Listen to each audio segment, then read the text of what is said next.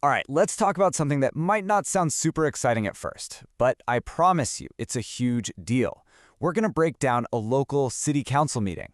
Because while national politics gets all the headlines, the stuff that happens in these meetings, that's what really shapes your day-to-day life. So let's dive in. I mean, really think about it for a second. The speed limit you drive every day, the playground your kids use, how fast an ambulance shows up, even whether the gate to your neighborhood trail gets locked at night, none of that stuff is decided hundreds of miles away. Nope, it's all hashed out right there in your local town hall. So, to really get a feel for how this works, we're going to be a fly on the wall at one single meeting. It's from a small town called the Village of the Hills. Now, the details might be specific to them, but trust me, the kinds of things they talk about, the way they run the meeting, that's the playbook for local governments just about everywhere. So here's our game plan. We're going to look at 5 main things. First, just the basics of how a meeting like this even runs. Then, we'll get into the big stuff: safety and security, managing community life, keeping an eye on the money, and then how they actually plan for the future. Pretty straightforward.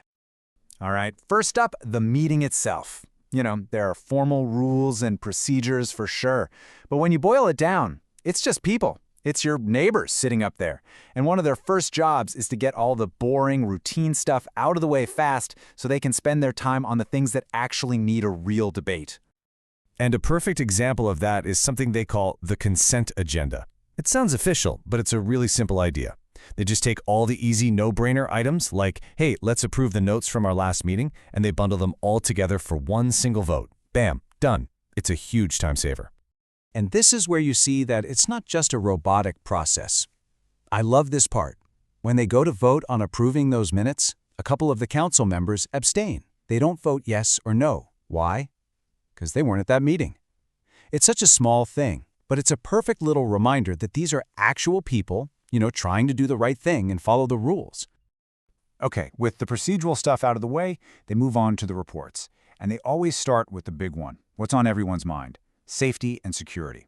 This is when they get the official download from law enforcement about what's been going on around town. So the report starts with just one number, 89. That's the total number of law enforcement incidents for the month. It's a quick, high-level snapshot, but what does that even mean? What's behind that number?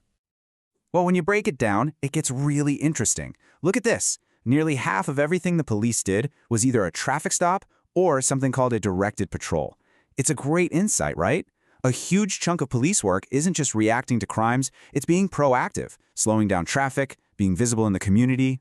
So what exactly is a directed patrol? It's pretty cool, actually. It's when an officer spends time monitoring a specific area, often because a resident asked them to. Maybe you're going on vacation and want some extra eyes on your street, or maybe people are speeding. It's this really direct connection between what residents are asking for and what the police are doing. All right, so after safety, the meeting shifts gears to cover, well, everything else that makes a town feel like a community. This next part is kind of like a lightning round of updates on parks, the local POA, and getting ready for emergencies. And the Parks Report is just a perfect example of how broad their job is. One minute, they're talking about this awesome Santa in the Park event that had like 250 people show up. And then the very next topic, they need more mulch for the playground swings. From big community events to playground wood chips, that's local government in a nutshell. Then you've got the Property Owners Association, the POA. Their update gets into some really critical stuff. They've installed new keypads on the gates just for emergency services, which is great, but they also announce a $150 bump in the annual fees. Turns out a new study showed the roads need more maintenance than they thought, and this is exactly where those decisions that hit your wallet are made and explained out in the open.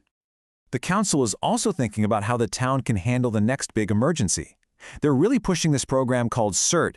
It stands for Community Emergency Response Team. It basically trains regular citizens to be first responders.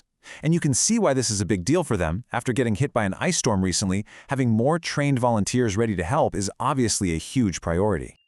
All right, let's talk money. This is a massive part of any council's job, right? Financial oversight. They have to make sure every single taxpayer dollar is being handled the right way. So you might wonder, where does the city even keep its money? It sounds simple, but it's not. They can't just open a checking account down at the local bank. The whole thing is super regulated. There are very strict rules about how they can invest public funds, all designed to keep that money safe. And really, their whole investment strategy comes down to two main things: safety and liquidity. That means the money has to be safe and they have to be able to get to it when they need it. So they can only invest in super conservative stuff like US government bonds or insured CDs. You can see they're not allowed to touch anything risky, like mortgage-backed securities. The goal isn't to get rich, it's to protect the public's money. Period. Now, these meetings aren't just about looking back at last month's police report. This is where the future of the town gets hammered out. And that can mean anything from a tiny change in the rules to a huge, game-changing decision. And this next topic is the perfect example of the classic local government balancing act. The debate is whether to lock the pedestrian gates at night. On one side, you have people saying it's about security, preventing vandalism, and just giving residents peace of mind. But on the other side, you have council members arguing that public parks should stay public and accessible. They're asking, is it even the city's job to be locking gates? There's really no simple answer here. And then, you get into the really big picture stuff. The mayor brings up a meeting he had about a potential merger between the city and the local MUD. That's the municipal utility district that handles their water. I mean, think about that. Combining two government bodies. That is a massive, long-term question that could completely change how things are run. And what the mayor says about it is so important. Listen to how careful he is. He says the goal right now is just to gather information to see if there's a practical path, a legal path, and most importantly, a beneficial path for our residents. He's not rushing to a decision. It's all about doing the homework first, to figure out what's actually best for the people who live there. That's good governance right there. So there you have it. From mulch on a playground to complex investment policies to giant questions about merging government agencies, it all happens in that one room. The little details and the huge decisions made here literally build the world right outside your front door. Which leaves just one question, really. What's happening at your city hall?